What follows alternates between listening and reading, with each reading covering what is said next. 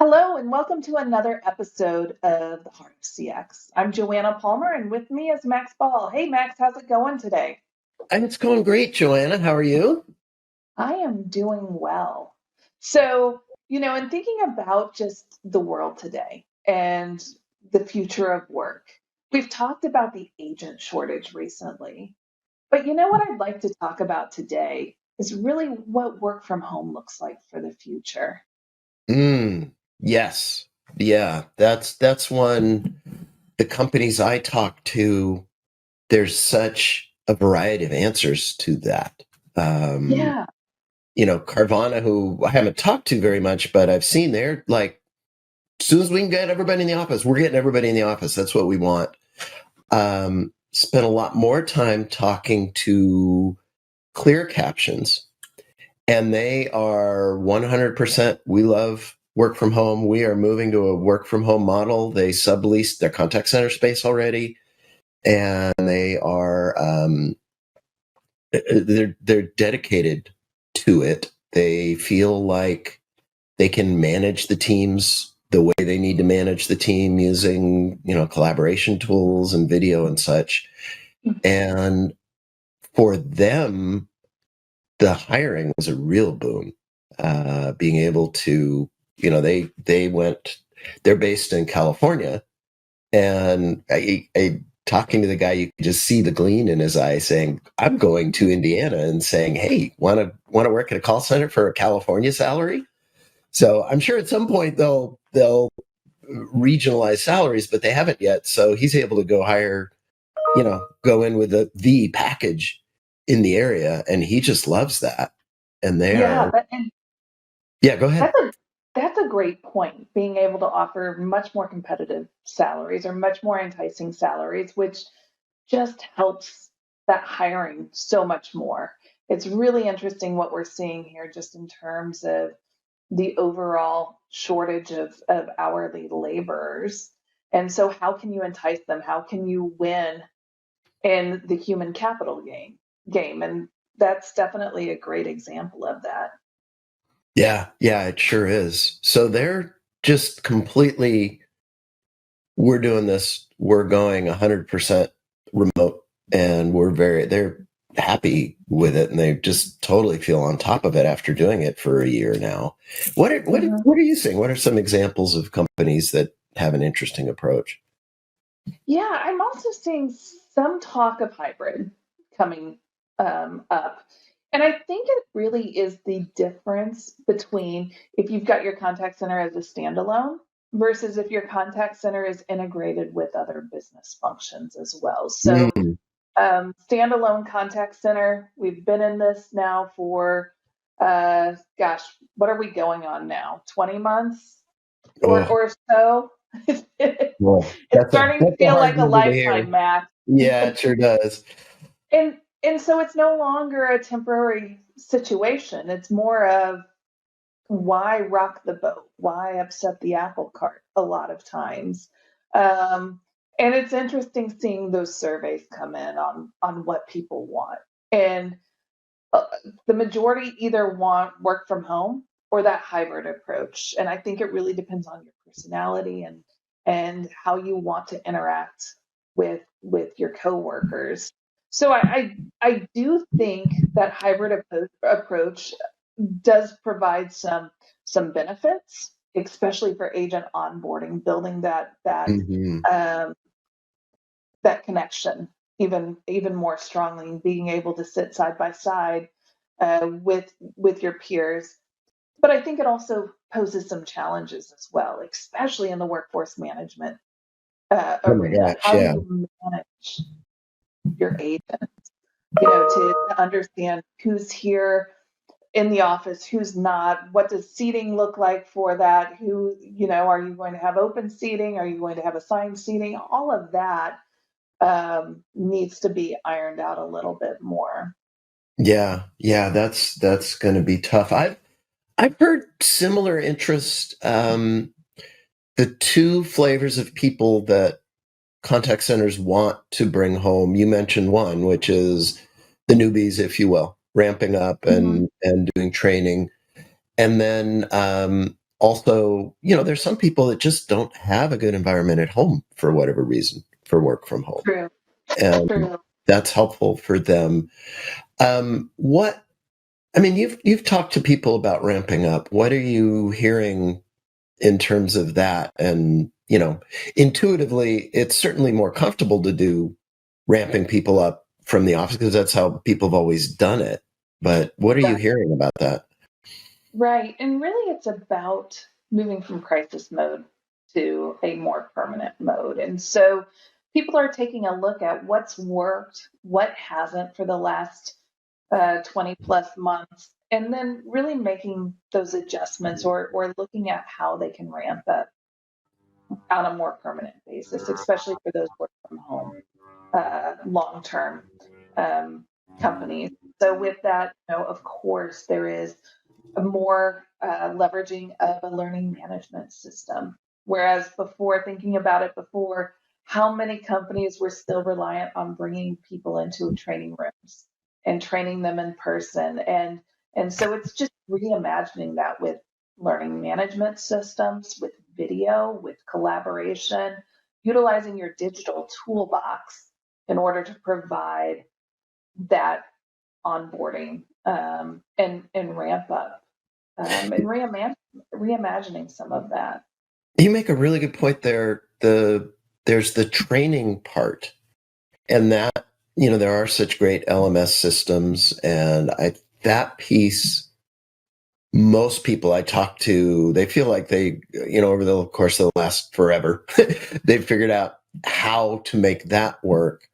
And then the other piece is more just kind of the informal, oh, you're going to, Max, you're going to sit by Joanna for the next 3 days and just watch and take a few calls and just the kind of the buddy system Yeah, stuff.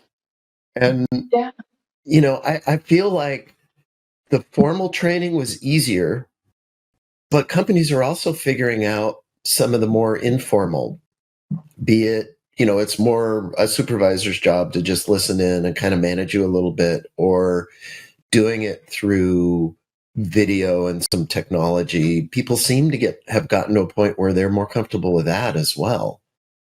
yeah. And you bring up some great points there, especially with that more informal ramp up, leveraging more of the technology there. So yes, I have seen and heard supervisors taking that role more predominantly, doing that monitoring and coaching real time. In addition, providing more feedback post call, providing experts that the agents can reach out to during the call and message with during the call. So I do think that it is just rethinking that side by side and how you can recreate that in this new virtual environment.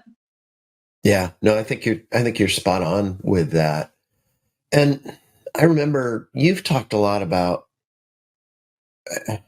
the cost savings of not having the facility. I think that's super critical to all of this as well. I mean, Yeah, rent is not cheap. And it's not cheap. And it's not just rent. It's rent and your network connectivity and the electrical and the generator costs and the support costs and everything within your server room that you've got and that you're running.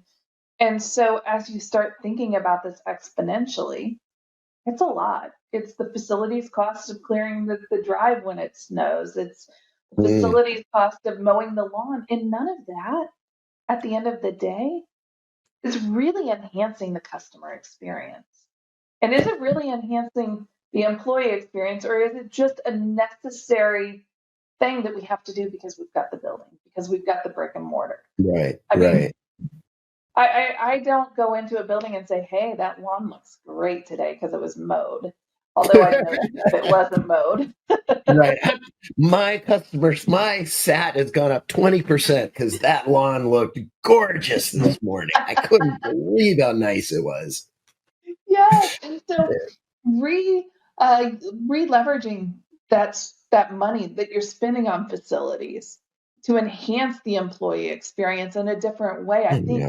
would go so much further. Think about how much money is there. And if you didn't look at it as a pure save, but rather a reinvestment, there's a lot Right, there that you could right. do. Yeah, think of all the places that could go. Just for the agents directly, some sort of, just some perks to make them contests to, kind of focus them where you want them and get them to do more. And, it's enough savings. Imagine if you took your facilities money and poured that into AI and agent assist tools. My goodness, you'd have Yeah, just a totally different look and feel in the contact center at that point. yeah, definitely, definitely.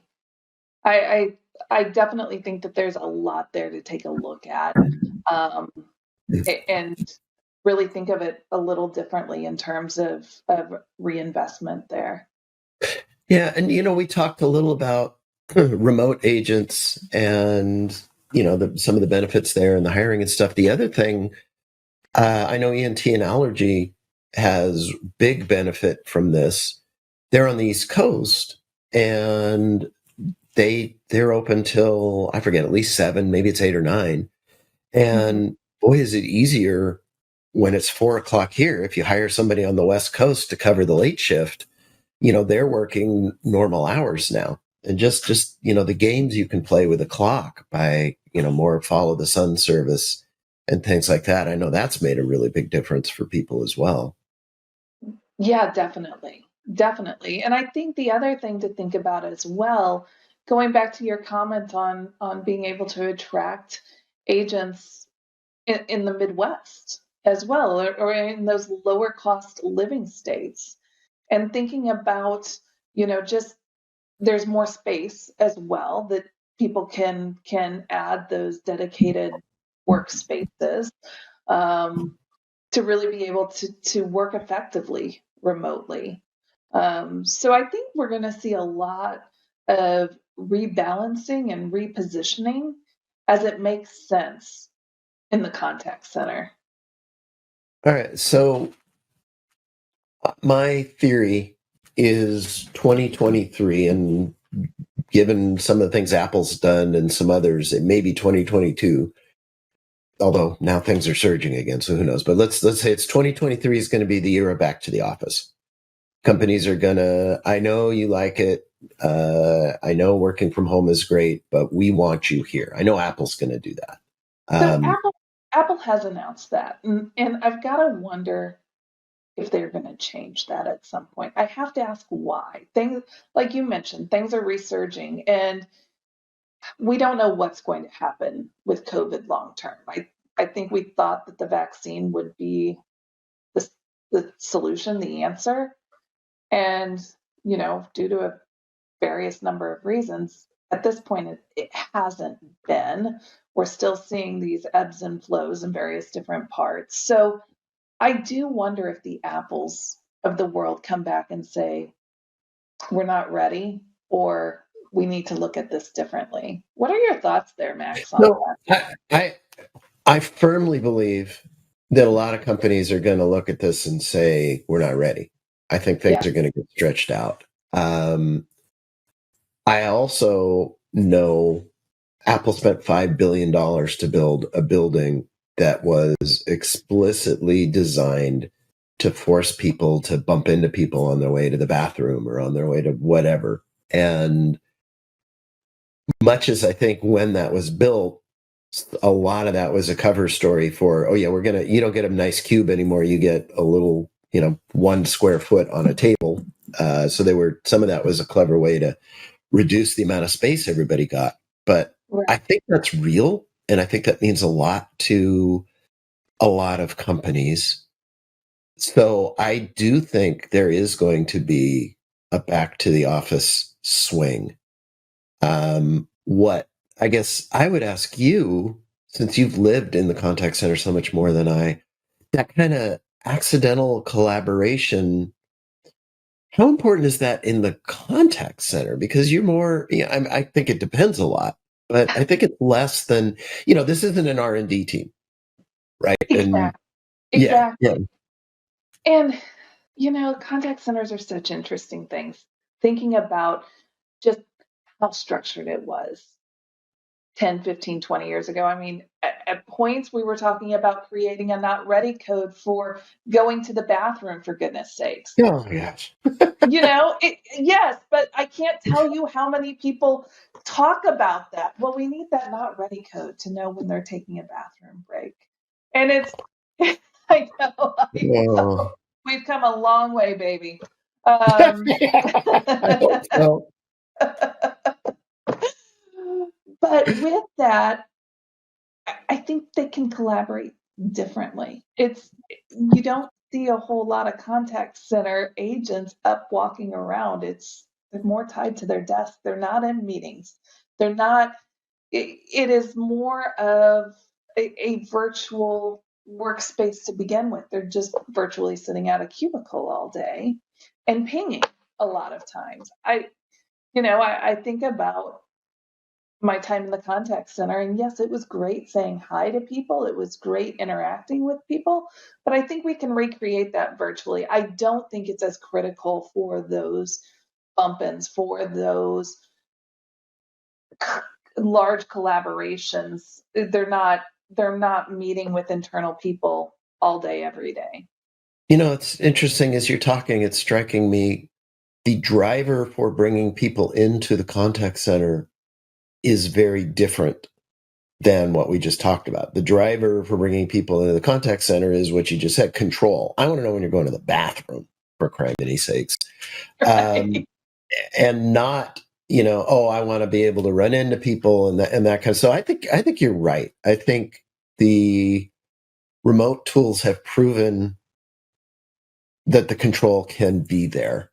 And I, Yeah. I think it's interesting as we're talking more than ever, it's making me think the contact center is a place where all remote in the long run likely does make more sense than many functions in the company.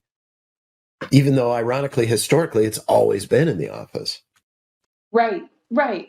And I think it's that fear of not being able to see physically people Yeah. and see. But contact center, more than anything, you have so much Right. data about Right. agent performance. You've got the amount of time they're logged in, the amount of time they're actively working contacts. You can hear their call recordings. You've got everything about their day in that contact center platform. And therefore, it's not like some of these other roles and positions where a lot of it's built on trust and you've got these larger project outputs, but you don't see what people are doing to the second. And that's just not the case in the contact center typically. You Right. can Right. account for their time to the second. And I think it's important to highlight, that people believed prior to this that working from home would be less productive. But what we're finding, and I believe it was Harvard Business Review, showed that people working from home were more productive and were the higher performers than those that were working in the office. And I do think that that's important to highlight that we could see a loss of productivity if we forced people back that weren't ready to come Mm, back or that's an wanted. interesting thought. Yeah. Well, and you mentioned earlier labor shortage. Are people may just say, okay, great, you're making me go back to the office. I'm going to work for these guys that let me work remote. And you could lose people that way. Yeah, yeah, I do think that it is a differentiator to get some of that labor share that is wants to work from home, whereas retail and food Right. services, you can't work from home. Right. So attract some of those people for goodness sakes and use it to your advantage. Yeah. I think it's a brilliant point. Think that's a good point to end on? I think so. I think so. All right. Well, thanks, Max. Let's do it again soon. Yeah, that sounds great. Appreciate it. Talk to you soon, All Joanna. all right, sounds good. Thanks. Bye. Bye.